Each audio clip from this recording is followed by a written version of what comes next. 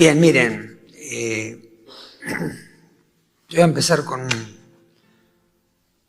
una breve lectura brevísima, de un autor que a mí siempre me sirvió mucho, que es González de Cardenal, un teólogo español, que dice esto que me parece que nos ubica muy bien en la situación en la que vivimos. Dice: el hombre solo se realiza humanamente si ejercita 4 miradas hacia afuera, es decir, el mundo, que nos abre a la naturaleza y a las otras personas; hacia arriba, la trascendencia, que nos abre al misterio de Dios; hacia adentro, interioridad, nos abre la intimidad de nuestro ser; y hacia adelante, futuro, nos abre hacia adelante, hacia el futuro, como comunicación de las propias posibilidades. Estos 4 movimientos no son de ubicación local, sino de dirección personal. Por eso se implican, uno se implica al otro. La verdad nuestra, la verdad de la persona, habita en esos 4 ámbitos: en lo interior, en lo exterior, en lo superior y en lo que viene por delante. Cuando una persona logra integrar esos 4 mundos, tiene soledad compartida y compañía con una soledad bien vivida. Yo creo que esto se los dejé como introducción porque me pareció muy claro. Este teólogo yo lo sigo mucho, es un teólogo español que a mí siempre me iluminó mucho en mi vida, ¿no? Y tiene un libro que lo recomiendo mucho, pero bueno, es un libro teológico, pero se llama Raíz de la Esperanza. Yo saco muchas ideas de él. Bien, vamos a entrar. Esto me parece que estas 4 miradas abarcan perfectamente lo que es nuestra existencia, ¿no? Bueno, el llamado de Dios. ¿En qué contexto nos está llamando Dios? En primer lugar, estamos en un contexto complicado de país. Y esto lo vivimos todos. Todos estamos molestos, estamos mal. No nos sentimos bien en el contexto en el que estamos viviendo. Entonces lo primero que yo quiero decirles es esto: nadie nos prometió que íbamos a tener un contexto agradable en nuestra vida. Cuando nuestra madre nos dio a luz, por supuesto nuestros padres desearon lo mejor para nosotros, se rompieron todo por nosotros, pero ellos no podían arreglar el contexto en el que íbamos a vivir nosotros. Y tampoco le podemos pedir a Dios que en esta vida el contexto sea un contexto agradable y positivo. Si nosotros vemos lo que es la vida de la Iglesia, si nosotros nos insertamos en lo que es la vida de la Iglesia, nos damos cuenta que la Iglesia, fíjense, de los 12 apóstoles, 11 fueron mártires. Solamente Juan no fue mártir, los otros 11 fueron mártires. Y si nos metemos en la historia de la Iglesia, nos vamos a dar cuenta que muchos contextos en los cuales la Iglesia creció fueron contextos dificilísimos. En las vacaciones me leí una biografía de Magallanes escrita por Stefan Zweig, interesantísima. Magallanes sale de España y en esa época había una cristiandad muy seria. Los hace ir a todos los tripulantes a misa, se confiesan y comulgan, porque cuando salían en esas expediciones no sabían si volvían. Ese era el panorama de vida que tenían en ese contexto. De hecho, Magallanes no volvió. De los 130 tipos que salieron de España, volvieron 26 con el Cano. Todos los demás muertos por el camino. Hubo luchas o muertos por muerte natural. Pero esa fue la vida de esos hombres. Fíjense el contexto de vida que les tocó. Y tenían esa idea de que lo importante era la vida eterna. De hecho, el Cano, cuando llega a España de vuelta con los 30 tipos que volvió, lo primero que hace es ir a la misa volver a confesarse, porque una fechoría se había mandado por el camino, se confesaron y comulgaron. Y eso fue lo importante para ellos. Es decir, ¿qué sentido tenían? Un sentido muy fuerte de la vida eterna. Y esto no lo podemos perder. Ayer yo leía en los WhatsApp que nos mandan, ustedes saben que estamos en tiempo de sinodalidad, ¿no es cierto? La sinodalidad, el Papa ha convocado a la sinodalidad, y entonces el autor del texto que me llegó dice, la sinodalidad es tratar de mejorar el camino y de caminar juntos. Y está muy bien pensado, que tenemos que mejorar nuestro caminar como iglesia, tenemos que encontrar mejores caminos que den respuesta al mundo actual, pero el tipo decía, pero ojo, no nos olvidemos de la meta. Lo importante de un cristiano no es solamente caminar bien, sino fundamentalmente a dónde va a llegar ese camino. Y en este momento, yo esto lo creo sinceramente, creo que hay un cierto olvido de que hemos sido llamados a la vida eterna. Y que el llamado fundamental que Dios nos ha hecho es ese. Quiero que estén conmigo. Yo voy a prepararles una morada, dice Jesús. Para que cuando ustedes terminen, encuentren una morada junto a mí. Es decir, no puede haber más destino glorioso que el destino de un cristiano. Es volver al puro amor, a estar con Dios, a estar con Jesucristo, a estar con todos los santos, a estar en esa gloria eterna. Por lo tanto, ven, la vida es una misión. Hemos sido llamados a una misión y no tenemos derecho a pedir que el contexto en el cual se desarrolla nuestra vida sea un contexto agradable. Las misiones se desarrollan en el contexto que nos toca. Y por eso yo diría, en estos momentos argentinos en los cuales todos estamos preocupados, y está bien que estemos preocupados, pero una cosa es estar preocupados, otra cosa es estar constantemente quejándose. Bueno, nos tocó esta Argentina, este país, ¿cómo es? Y nosotros, lejos de quejarnos, tenemos una misión que cumplir en este contexto que es el contexto de nuestra vida.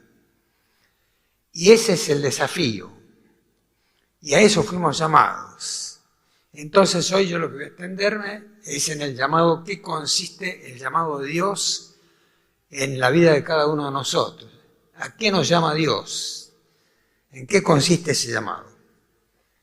Fíjense, además, para que tengamos claro el contexto universal, Benedicto XVI,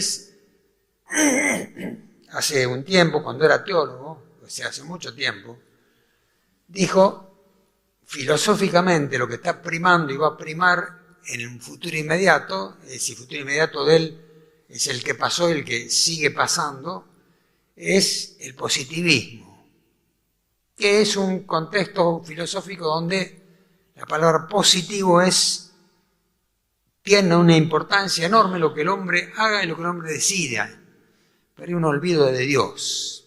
El hombre se olvida de Dios y piensa que todo depende de él. Entonces, en esa concepción de olvido de Dios y de extraordinaria confianza en el hombre y en la persona humana, va a haber muchas decepciones, porque nosotros somos limitados, no somos dioses. Y lo que hagamos siempre va a tener limitaciones. Y este contexto positivo, Benedicto dijo, va a durar mucho tiempo. Y seguramente va a generar muchos problemas en nuestra vida eclesial, y lo más probable es que vaya a ser la iglesia del futuro, va a ser una iglesia purificada, y yo creo que estamos en un tiempo de purificación de la iglesia, purificada, pero va a ser una iglesia mucho más santa. Va a haber mucho más santidad, aunque vaya a haber menos número. De hecho, fíjense, en el censo hace 20 años, o no sé cuánto tiempo fue el censo anterior, se pronunciaban católicos un 80% de la población. En el último censo creo que está en el 62%. Hemos bajado un 20% en este tiempo. Es decir, católicos que muchos, por supuesto, no practicaban, pero se declaraban que creían en Dios con una fe católica. Bueno, el contexto general, el contexto mundial es que todavía estamos en un contexto de positivismo, de una ausencia mayor de Dios en la vida del mundo. De hecho, fíjense cómo han avanzado. Fíjense, hace 20 años, yo pensé, nunca vamos a aprobar el aborto en la Argentina. Hemos aprobado el aborto en la Argentina. Es decir, hace 20 años yo pensaba, no, acá ellos nunca lo vamos a llegar a aprobar. Hemos aprobado la ley del aborto en la Argentina. Es decir, el positivismo avanza. Si puse ejemplo, podría poner muchos otros. Entonces, en este contexto vamos a tener, y deseamos tener momentos luminosos, y ojalá tengamos muchos momentos luminosos, pero sepamos, el contexto de la vida no tiene por qué ser fácil y agradable. Entonces, no nos quejemos. Si tenemos momentos luminosos, démosles gracias a Dios. Pero quizás el panorama de toda nuestra existencia, yo tengo 86 años, y y además cuando era joven, yo entré al seminario a los 22 años, pero era un joven muy inquieto, trabajaba, no me mando la parte, simplemente le digo, estudiaba ingeniería, salí del mejor colegio de la Argentina, que es el Nacional de Buenos Aires, pueden discutirlo, pero es el mejor colegio de la Argentina, por lo menos los que somos externos de Buenos Aires son muy pillados. Estaba afiliado a un partido político, trabajaba en la FUA, en el centro de estudiantes, llegó la vocación, cambio total. Pero en mi vida he experimentado una decadencia en la Argentina impresionante. Cuando yo entré al seminario, estaríamos en la Argentina en un 3 o un 4% de pobreza. Y hoy estamos en el 40% de pobreza. Entonces, si yo me sigo reuniendo, porque como le dije, salí del mejor colegio de la Argentina, somos tan buenos que nos seguimos reuniendo los compañeros de colegio. La semana que viene, dentro de una semana y media, nos reunimos un día y medio, los que quedamos, que somos 16 o 17, de 90, nos juntamos 20, y siempre nos juntamos. Ahora, yo, como soy sacerdote y tengo esta visión, yo sigo entusiasmado con mi vocación, con mi vida, pero la mayoría de mis compañeros tienen una depresión impresionante, porque nosotros salimos a triunfar y salimos a construir una Argentina gloriosa, y constatamos que esta Argentina está como está. Entonces, es muy frecuente, ¿no es cierto?, que caigamos en esta especie de queja continua. Y los cristianos no tenemos que quejarnos, tenemos la gracia de Dios de haberlo conocido a Jesucristo, de haberlo amado a Jesucristo y sobre todo de experimentar el amor de Dios en nuestra vida. Y vamos a tener en nuestra vida momentos luminosos, también en este contexto difícil, y momentos muy complejos. Pero hay que asumirlos como vienen. Por eso, ven, Dios no nos llama a una gloria terrenal. El llamado fundamental es a la gloria eterna. Esa gloria eterna hay que llegar ahí, cumpliendo una misión en la vida. El llamado de Dios se traduce en una misión. Y por eso yo empecé con este texto de Cardenal, de González de Cardenal, donde entonces mi contexto ¿cuál es? Hacia afuera, el mundo, esto que acabamos de escribir, hacia arriba Dios, lo más importante, la trascendencia, hacia adentro, mi interioridad, y hacia el futuro. Toda esta es la misión. ¿Ven? La misión mía es esta, descubrirme en mi interioridad, pero lo que pasa es que si cuando yo, cristiano, me meto en mi interioridad, al que descubro es al Espíritu Santo, que está trabajando en mí desde el bautismo. Yo no tengo la limitación que tiene un ateo de que cuando se mira a sí mismo, se encuentra nada más que con él. Yo cuando miro a mí mismo, me encuentro con el Espíritu Santo. Cuando miro hacia arriba, me encuentro de vuelta con Dios. Y cuando miro hacia el futuro, me encuentro con la vida eterna, como futuro definitivo. Es una maravilla ser cristiano, ¿no? Entonces, podríamos empezar con una acción de gracia muy grande en el contexto que nos toca vivir y darnos cuenta que hemos sido llamados a una gran plenitud, que es estar un día con Dios en la vida eterna. Además, ustedes están en una edad maravillosa, están en la plenitud de la misión de la vida, ¿no? En mi propia experiencia, Yo creo que los años más fructíferos de mi vida fueron entre los 50 y los 70 años. Es una edad extraordinaria. Los que pasan por ahí, algunos se quedan por el camino, pero si la pasamos, es una edad extraordinaria. Entre los 50 y los 70 años, fíjense, ya más o menos se supone que los problemas, vamos así, de desarrollo de la personalidad ya los han más o menos superado. Es decir, ya nos conocemos, ya sabemos cuáles son nuestras virtudes, nuestras limitaciones, nuestras posibilidades. Tenemos un conocimiento nosotros mismos muy grande. Más o menos también hemos definido la misión que tenemos en la vida, tanto en el contexto matrimonial, el contexto laboral, el contexto barrial, incluso en el que tiene la vocación a lo político o a lo social. Ya más o menos tenemos una visión de nuestra misión, tenemos definida nuestra misión. Entonces es el momento extraordinario para poder volcar esa misión y sacarle todo el jugo posible a esa misión que Dios nos ha asignado en la vida, ¿no? Por eso valoremos mucho esta edad en la que tenemos y sepamos que es un tiempo de gracia muy, pero muy grande. Entonces, ¿qué implica el llamado de Dios? Lo esencial del llamado de Dios. Lo esencial del llamado de Dios es crecer en la fe, crecer en la esperanza y crecer en el amor. El tema mío hoy es este. En realidad todo esto fue una introducción. Pero ahora voy a desarrollar el tema que es muy simple. Son las 3 dimensiones fundamentales de la vida cristiana. Cuando fuimos bautizados, se nos infundió la virtud de la fe, de la esperanza y de la caridad. Entonces, ¿cómo hacemos en este momento de plenitud de nuestra existencia? Porque estamos en una edad extraordinaria. Primero, para crecer en la fe. ¿Qué es crecer en la fe? Es creer más en Jesucristo. Para eso tenemos que acercarnos más a los testigos de Jesucristo. Tenemos que meternos un poquito más adentro porque ¿cómo lo conocimos a Jesucristo? Y lo hicimos del único modo, por los testigos. Porque Jesucristo hace 2000 años que realizó este misterio de su muerte y resurrección. Y entonces el único modo de conocerlo es por los que siguieron viniendo, y ya acá tenemos un milagro extraordinario. ¿Qué ha durado 2000 años? El hecho de que nosotros hoy estemos hablando de estas cosas que sucedieron hace 2000 años, nos muestra hasta qué punto estamos en la plenitud de la verdad. Porque nada dura 2000 años, nada dura 2000 años. Todos los imperios, todos pasan. Jesucristo ha quedado. Y lo conocemos por los testigos.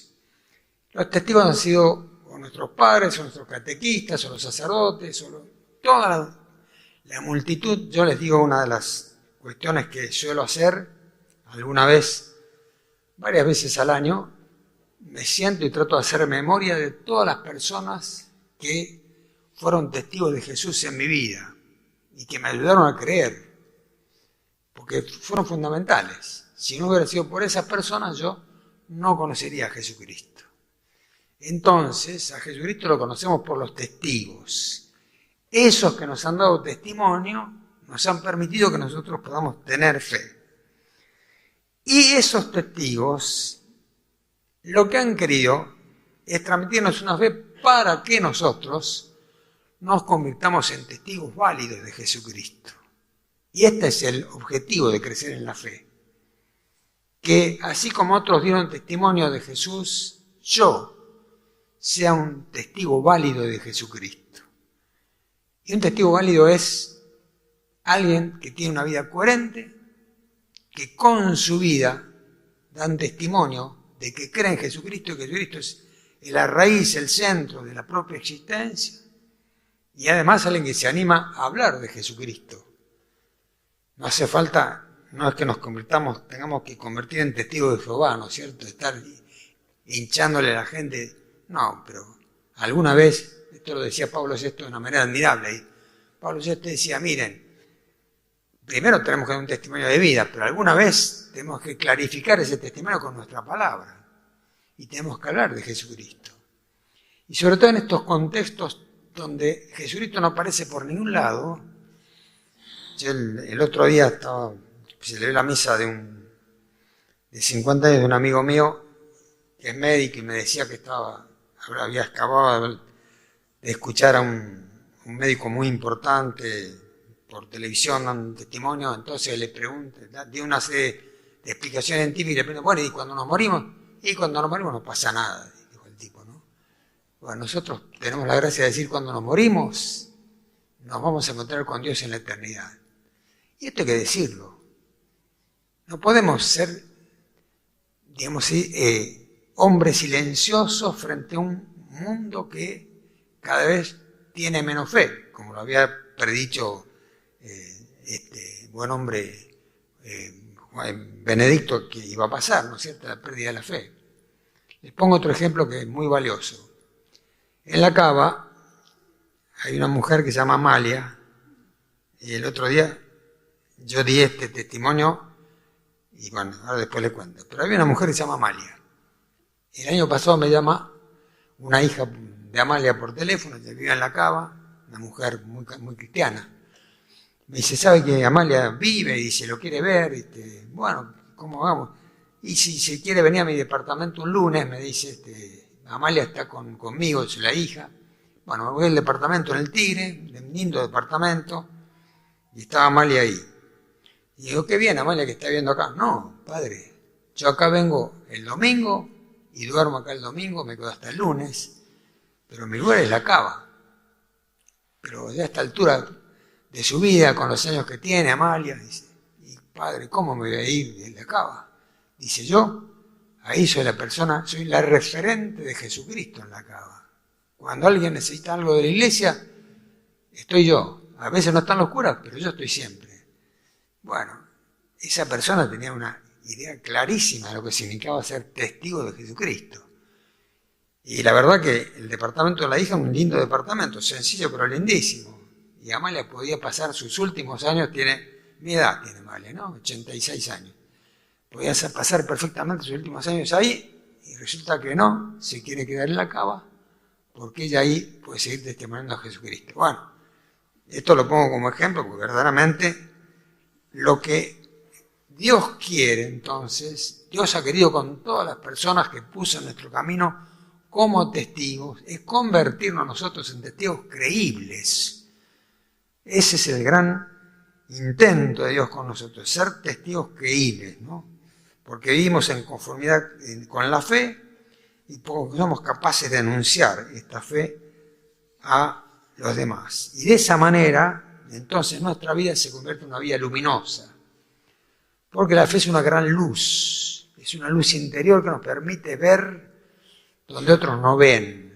Nosotros vemos bajo el agua con la luz de la fe. Vemos lo que otros no ven. Hay muchos que pueden, vamos a decir así, atribuir a la casualidad algunos hechos, atribuir a no sé qué cosa. Nosotros siempre vemos la acción del Espíritu Santo en las cosas buenas. Por supuesto que también vemos la acción del demonio en las cosas malas, ¿no es cierto?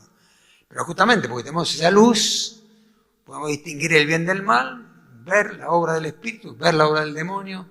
Esto es una extraordinaria sabiduría. ¿Ven? La fe nos hace sabios para ver lo que otros no pueden ver. Nosotros vemos lo que otros no pueden ver. Podemos decir entonces que tenemos una luz interior, ¿no? Somos testigos luminosos. El testigo luminoso tiene una luz espiritual interior que hace posible que otros, por mi intermedio, también puedan llegar a creer. Por supuesto, ven que nuestra fe la tenemos que alimentar y eso implica un tiempo de oración, implica un conocimiento mayor de nuestra fe, leer un poquito más. Yo me acuerdo, y yo traigo muchos ejemplos de mi propia vida. Cuando yo era joven, se hablaba de la fe del carbonero, se ponía como ejemplo, ¿no? La fe del carbonero era una fe muy grande porque era ese hombre que no tenía luces, pero que creía en Jesús. Es la fe de los que van a ir, muchos de los que van a ir caminando a Luján el sábado que viene, ¿no es cierto? Es una fe incipiente, pero entonces había la revista Criterio todavía tiene muchos años, había un estaba de director en aquella época Monsignor Franceschi. Monsignor Franceschi escribió un artículo sobre la fe del carbonero. Y decía, la fe del carbonero es muy buena para el carbonero, decía Franceschi. Pero si usted que lee la revista Criterio, y se supone que si lee la revista Criterio es una persona o es profesional o es una persona que ha avanzado en su vida, no le alcanza la fe del carbonero. No le alcanza con una vez por año a Luján, no le alcanza con de vez en cuando rezar una Ave María. Entonces, tiene que crecer en esa fe. Tiene que hacerse amigo de la Eucaristía, tiene que rezar todos los días, tiene que de alguna manera tener una lectura espiritual, tiene que tener, si es posible, algún sacerdote de referente para verlo 2 o 3 veces por año para confesarse. Es decir, tenemos que armar toda una estructura que alimente la fe y nos permita ser testigos creíbles y testigos que tengamos conciencia de nuestro testimonio. Crecer en la fe. Crecer en la esperanza. Esta es una virtud que a mí me entusiasma mucho. Crecer en la esperanza, ¿no? La esperanza me permite marchar infaliblemente hacia la plenitud. La esperanza es un don que me permite saber que yo voy caminando por un camino seguro hacia una plenitud. Que yo no voy hacia un desastre, que no voy a una aniquilación, sino que voy a encontrarme con Dios. Es la fe grande, esa es la gran fe, la gran esperanza, ¿no? Es fe, por supuesto, pero es la gran esperanza. Pero, fíjense, cuando hablábamos de que un hombre está bien ubicado, cuando se ubica también hacia su futuro, nuestro futuro es ese. Y yo espero encontrarme con Dios, en mi gran esperanza en la vida. Yo comprendo que a veces, ¿no es cierto?, en nuestra imaginación empezamos a pensar cómo será el cielo, cómo no será. Es inútil que lo pensemos todo eso. Pero leamos los evangelios donde Jesús nos dice tantas cosas sobre lo que significa la vida, su vida con el Padre Celestial, ¿no es cierto? Además, ¿por qué muere Jesús en la cruz? Porque lo ve como una necesidad total para nosotros, y en esa lucha que tiene Getsemaní, pero porque espera encontrarse con el Padre Celestial. No va a la cruz pensando que todo termina en la cruz, como los apóstoles que pensaban que sí, que todo terminaba en la cruz.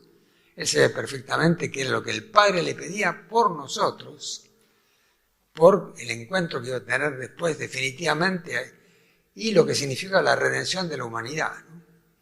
Entonces, nosotros podemos tener muchas cruces en nuestra vida, y en la medida que esas cruces se aceptan desde esta dimensión de fe y de esperanza, esa cruz es un paso hacia algo mejor. La voy asumiendo, pero sé que esto no termina ahí, que es un paso. La vida eterna, por ejemplo, por lo tanto, es vida feliz.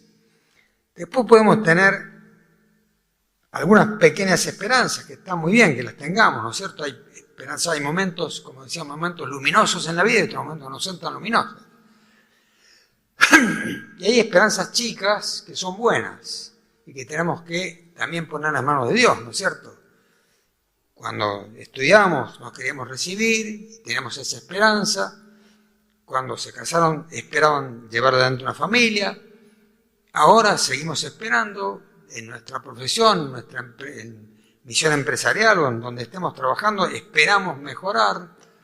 También esperamos hacer bien a los demás, esperamos hacer algo por nuestro país en vez de quejarnos constantemente, esperamos sembrar algunas semillas. Son todas esperanzas buenas que están entroncadas en esa esperanza fundamental que es la eternidad. ¿Ven? O sea, no despegan. Fíjense, Marx nos decía que nosotros éramos unos evasivos. Éramos evasivos, ¿por qué? Porque con tal de llegar a la vida eterna nos olvidamos de la felicidad de nuestra vida. Bueno, él además metió a mucha gente en la infelicidad en esta vida, porque yo conozco bien lo que es el marxismo, lo conozco bien, conozco, he estado en Cuba varias veces, y es una tortura fundamental el marxismo, ¿no? Es decir, esa idea de Marx, hay que preocuparse por las cosas de acá porque es evasivo la vida eterna era un error completo. Justamente porque nos preocupamos y porque queremos llegar a la eternidad, tenemos que cumplir y llevar adelante una misión fundamental acá en la tierra, ¿no?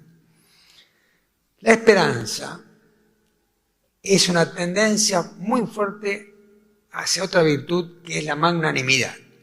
Esta es una palabra difícil, pero a mí me encanta. ¿Qué es la magnanimidad?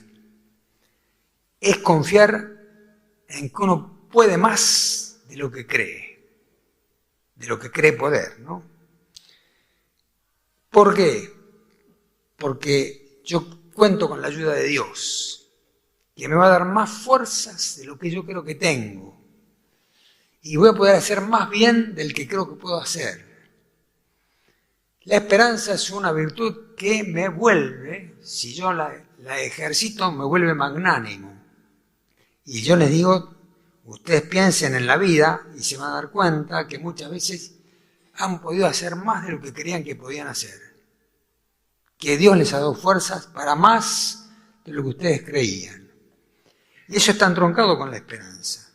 La magnanimidad es una virtud, es un don de Dios, ¿no es cierto? Que tiene que ir acompañado de la humildad. Porque yo no me la puedo creer, porque hago cosas mejores de las que creía que iba a hacer. No me la puedo creer. Tiene que estar acompañado de humildad, pero puedo. Ven, la esperanza me alienta, me da fuerzas, me ensancha mi vida. Dios me dará las fuerzas, puedo porque yo he recibido más de lo que creía. En realidad, si nosotros nos podemos a pensar, ¿no es cierto?, en nuestra vida, hemos recibido tanto de Dios, Dios ha sido tan generoso con nosotros, nos ha dado tanto, y tanto más de lo que queríamos que nosotros podíamos. A veces, por supuesto, podemos pasar por momentos depresivos, porque, bueno, a veces podemos estar enfermos, o podemos pasar por momentos de depresión, pero eso no es la clave de la vida. La clave de la vida cristiana es otra, es justamente, estamos llamados a una felicidad porque esperamos que Dios nos va a dar más de lo que nosotros creemos. En la Escritura, la esperanza está representada por un ancla. Y el ancla no está puesta abajo de la tierra, sino está puesta en la vida eterna. La esperanza es un ancla que tenemos en la eternidad y yo pienso que voy toda mi vida a ir agarrándome de esa soga, ir trepando. Cada vez voy mejor. Voy trepando en mi vida por esa soga que me ata. Ya tengo puesto un ancla en el cielo. Esa ancla en la eternidad es la que me permite que yo pueda seguir ascendiendo hacia la eternidad paso a paso por esa soga que me une al ancla que está puesta en el cielo. Es una virtud del realismo y es la virtud de la juventud eterna, ¿no? Lo contrario de la esperanza es la desesperación. Y tenemos en los evangelios el ejemplo de Pedro y de Judas, ¿no? Pedro, una vez que pecó, se arrepintió y lloró. Y es verdad que en realidad esperanza no tuvo, pero cuando vio a Jesús resucitado, empezó a tener esperanza y cuando recibió el Espíritu Santo, su esperanza fue total. Judas se desesperó. Y lo contrario de la esperanza es justamente la desesperación. Y tenemos que escaparle siempre a la desesperación. Siempre tenemos que pensar, incluso en los momentos más difíciles de nuestra vida, que Dios algo va a hacer por nosotros y nosotros tenemos todavía algo más que hacer con la ayuda de Dios. Y la otra dimensión contraria a la esperanza es la tristeza. La tristeza que nos impide gozar de los bienes de Dios. Por supuesto que es normal estar triste si se nos muere un amigo, si tenemos una desgracia en nuestra familia. Hay tristezas que son normales, pero no es esa la tristeza que está contraria a la esperanza, sino la tristeza contraria a la esperanza es una tristeza que es una falta de confianza. Estoy triste porque no termino de confiar totalmente en Dios. No termino de confiar totalmente en que me va a dar todo lo que yo necesito para poder seguir hacia adelante en los momentos más complejos y más complicados de mi vida, ¿no? Por eso hay que escaparle tanto a la desesperación como a la tristeza, que son el otro día una persona me decía, ¿cómo no voy a estar triste en este país? Bueno, sí, justamente, yo empecé la charla diciendo, miren, nadie nos garantizó que nuestra vida va a ser una vida en un contexto agradable. No tenemos derecho a estar tristes en este país.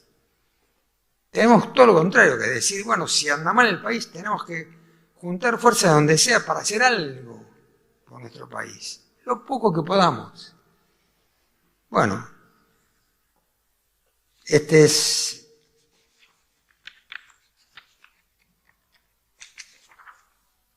Si creemos en un Dios que murió en la cruz, tenemos que tener la valentía de saber vivir con alegría y esperanza en medio de las dificultades, porque justamente las cruces no nos tienen que paralizar. A Cristo la cruz no lo paralizó, sino que puso toda su confianza en el Padre, ¿no? En tus manos, Señor, encomiendo mi espíritu, ¿no? Puso toda su confianza en el Padre y el Padre lo resucitó por obra del Espíritu Santo. Y no había momento más difícil, nadie tuvo momento más difícil ni va a tener momento más difícil que el de la cruz de Cristo, porque era el Dios que estaba crucificado, ¿no? El que lo podía todo, fíjense cómo nos redimió. Es impresionante, ¿no? Es impresionante. Bueno, y por fin crecer en el amor. El mandamiento fundamental de la ley de Dios. Amarás al Señor tu Dios con todo tu corazón, con todo tu espíritu, con todas tus fuerzas, y al prójimo como a ti mismo. Esto es una obligación. No es una obligación. ¿Cómo voy a pensar que el primer mandamiento de la ley de Dios, el mandamiento fundamental, sea una obligación que tengo que cumplir? Dios lo que me da, lo que me concede son dones. Entonces, Él me da también todo el amor que yo necesito para poder amar como Él quiere que yo ame. ¿Cómo puedo hacer eso? Amar a Dios con todo mi corazón, con todo mi espíritu, con toda mi fuerza y al prójimo como a mí mismo. Lo puedo hacer porque Dios me da la fuerza, ¿no?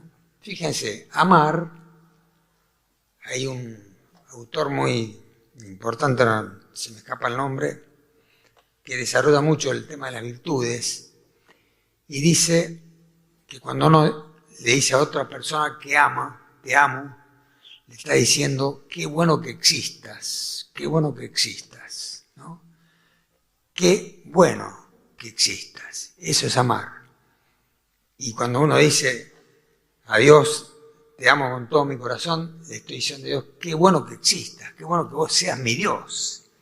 Qué bueno que yo te haya podido descubrir como el Dios de mi existencia. Y cuando me refiero al prójimo, no solamente le digo, qué bueno que existas, qué bueno que estás en este mundo, sino qué bueno que existas mejor de lo que existís. Esto es lo que quiero expresar con mi amor al prójimo. Yo quiero que existas mejor de lo que existís.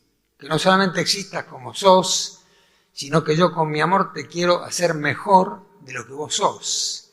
Ese es el amor cristiano fundamental. ¿Ven? Es un amor que, y justamente cuando Jesús en el Evangelio clarísimamente, ¿no es cierto?, me pone en el juicio final, me pregunta, ¿no? Porque tuve hambre y me diste de comer, porque tuve sed me diste de beber, porque estaba enfermo me visitaste, porque estaba preso me visitaste, porque estaba enfermo me asististe. Bueno, yo quiero amar más a todos, y en la Argentina quiero amar más a los pobres. A veces se nos critica a la iglesia porque tenemos ese amor preferencial por los pobres, y es verdad. Tenemos que tratar de que los pobres salgan de su pobreza, que existan mejor. Y cada uno hará lo que puede desde su misión, desde su lugar. Pero todos tenemos que tener presentes que hay un 40% pobres en Argentina. Bueno, eso lo tenemos que tener presente. Y algo tenemos que hacer por eso. Pero además, en los contextos que nos toquen, a ese prójimo que aparece delante mío, yo quiero que exista y que exista mejor. Y el enemigo, incluso, porque este es el gran problema, ¿no? Yo tengo que amar hasta a mi enemigo. Y a mi enemigo también. Yo cuando intento amarlo es porque intento que sea mejor, que termine de ser mi enemigo. No lo voy a cambiar. pero no puedo odiarlo. Tengo que ver cómo me las rebusco para alejarme del odio y tener algún tipo de amor, incluso a ese que me hace daño. No lo podré cambiar, pero tampoco puedo contestarle con rencor, con venganza, con odio, no puedo, porque yo estoy llamado al amor. No me pregunten cómo se hace, y cada uno pregunte a Dios, ¿cómo puedo hacer para llegar a amar hasta mi enemigo? Dios tiene respuesta para cada uno de nosotros, tiene su respuesta. Bien, ahí estamos. El amor cristiano entonces será siempre realista. Hay un autor que se llama Eric Fromm que dice que amamos a nuestro prójimo si le entregamos la leche y la miel. Es muy linda frase, ¿no? Cuando Dios lo llama a Moisés y le dice que tiene que ir a una tierra desconocida, le dice a la tierra donde manan la leche y la miel, ¿no? La leche es símbolo de lo necesario y la miel es símbolo de la dulzura y la felicidad de existir. Jesús dice que habrá más alegría en el cielo por un pecador que se convierta.